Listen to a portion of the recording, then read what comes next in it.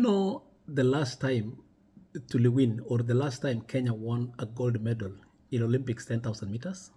Do you know when? 1968 at the Olympics in Mexico by Naftali Temu. 1968. And then we stayed all the way to 1992 when Richard Chelimo from Kabiego win silver.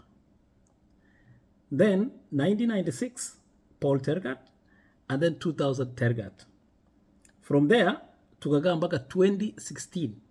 2016, Rio, Paul Tanui win silver.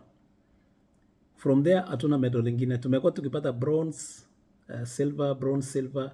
And then the other medals, of course, has been... So, from 1968, Kenya has never won a gold medal up to now in the men's 10,000 meters.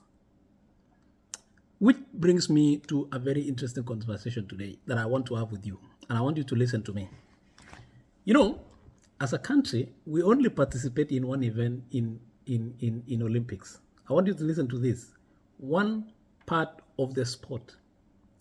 The Olympic sport iko na over 28 events. But we only participate in the athletics. Under the umbrella of athletics, we have the track and field, okay? Of course, the track ni kukimbia, and then the field events kama the shot put, discus, javelin, high jump, and all the rest. So that is under the umbrella of athletics. And then we have the track and field. To narrow it down, we only participate the most in the running events, which is the long distance events from 800, of course from the 400 because we have done well in 400 hurdles. Sometimes we have had good sprinters. Now we have Omanyala in 100. But we only participate most of the time in one or two events. If it is two events, maybe we have the fallible. But we have, do you know, listen to this. Do you know that in the Olympics, we have 28 events? I'll name a few of them, lakini I'm not going to go all of them. In this Olympics, this as we speak in France, we have 28 events.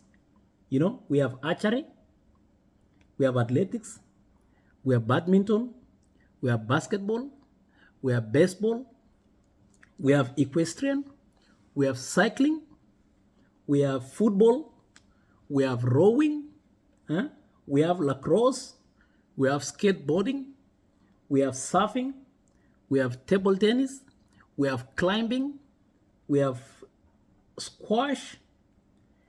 I don't want to mention all of them. I just want you to Google what are the 28 sports that we play in Olympics. Now, this brings me to a question that I was having a conversation with some of you today about why we cannot be a powerhouse in other sports that are categorized in, for example, shooting, for example, archery. Why don't we have guys at home who are very good at sharpshooting participate in the Olympics?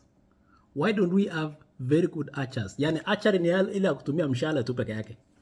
Na I'm sure some of you watched this guy from Turkey. When he went to the Olympics, he's a retired military guy. He didn't have any special equipment, but he won a silver medal at the Olympics because of shooting, sharpshooting. So I came to the conclusion that the things that have really affected our country, Kenya, from participating in these other different kind of sports that I just mentioned are the equipment and the facilities and the proper training. Every year, we have one of the most perfect environment for training. Name it. We have the weather. We don't face any winter season from January to January, except the rainy season, which Kenyans think that it is winter, but it is not winter. We don't have extreme summer, kama sai. As we speak saizi, July in United States, temperatures inaendanga mpaka 107 degrees Fahrenheit, or even 115 in places like Arizona. We don't face those extreme temperatures.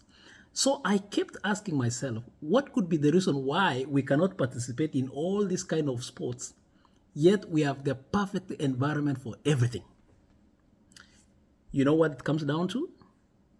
Athletic facilities and training.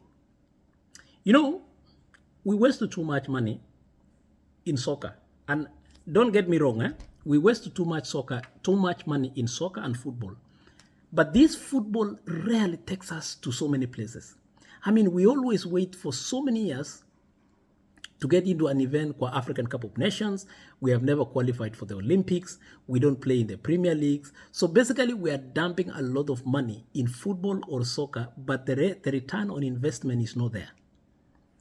Now, as a country, you guys watched today a very small country named Lucia. They just produced one athlete. It's a very small highland, probably the size of Eldoret Tupekake.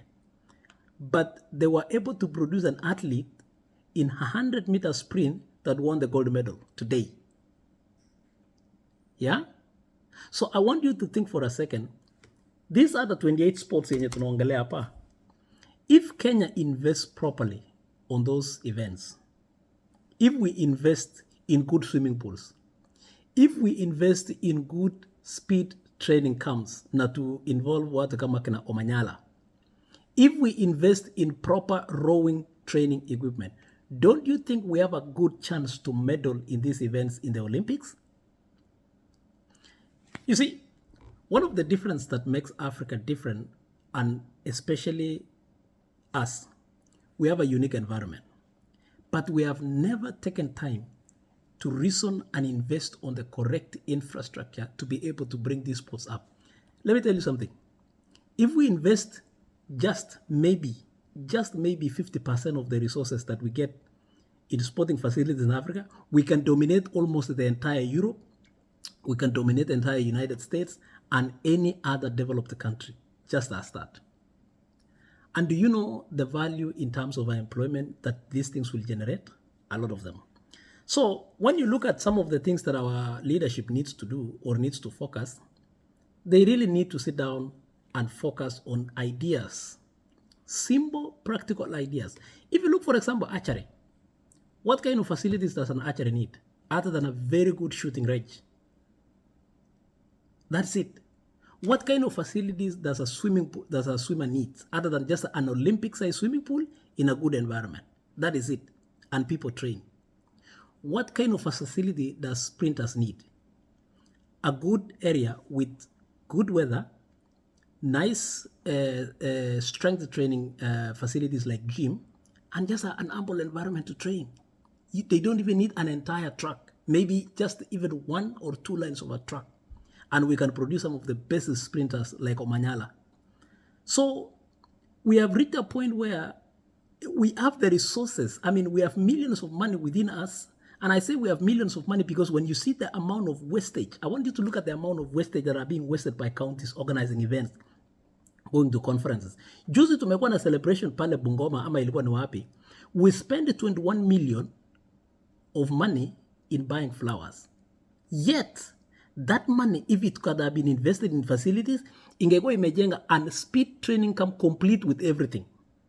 I mean, you look at the money they use in advertising, you look at the money they use for CG media, over 50 million, unnecessary money. But if you invest that money that were being wasted in projects like those ones, I promise you it can change the lives of so many young men and women, and some of them could be competing in these Olympics, World Championships, and these global events to make money. So, in other words, it is not that we don't have money in Kenya. We have the resources and the money, but we don't have the men and women to put ideas together so that they can be able to make these things like this sports size. Olympic is a global event. It happens every 4 years. World Championship happens every 2 years. I mean, this is an opportunity for young men to keep coming. Every year we produce, because we've been participating only in 1 or 2 sports. Actually, it is one, athletics, and maybe volleyball only. Where is rowing? Where is other sports? Where is other different kind of sports come mountain climbing? Where is bicycling? Where is cycling? Yet we live in an altitude environment. Why don't we have cyclists represent us in the Olympics? We have never invested and paid attention to those areas. So, ladies and gentlemen, the reason why I've just decided to make this conversation today, and I know it's a monologue, is let's ask ourselves, where should we begin these things if it is not right now? You know, when we see countries, very small countries shining in these Olympics, winning medals, yet sometimes they don't have anything, or they have invested in that one area. Why can't we as a country with this amount of money invest and then see some changes happen? Finally, you just saw what happened in South Sudan. You know, South Sudan is blessed with a lot of tall guys, and they have had the privileges of sending too many people to the United States on basketball. And some Juicy, they have been doing very, very, very well in the Olympics, especially basketball. They actually almost beat the United States. But that is not the point. The point is the attention that they generated to South Sudan. You get the point? They generated so much attention that in every talk of basketball here in United States now, as we speak, guess what they're talking? Guess which country they're talking about? A country that got its independence just 13 years ago, and a country that was a war-torn. A country yenye imekuwa kwa war for as long as everybody can remember. But in a very short period of time, they were able to put on a good basketball team. Yes, their teammates wanatoka kila mahali of the world. But now that is an idea. Think about if now basketball becomes giant in South Sudan. Which country is going to benefit? Kenya, East Africa. You see, we have everything to succeed in Africa. We have everything to succeed in this Kenya of ours. It is just a question of when can our leaders sit down? When can our leaders sit down and put these things in place, put these things into perspective so that we succeed in sports and in every field of sports, you know? And let this be a challenge to you as we go forward. I mean, these are some of the things we ask ourselves. What happened to us? We have never won a medal, gold medal from 1968. What can we do better to win a medal in 2028 in Los Angeles? Or even increase the number of sports that will be represented in Los Angeles, representing Kenya or Africa in 2028. Thank you very much.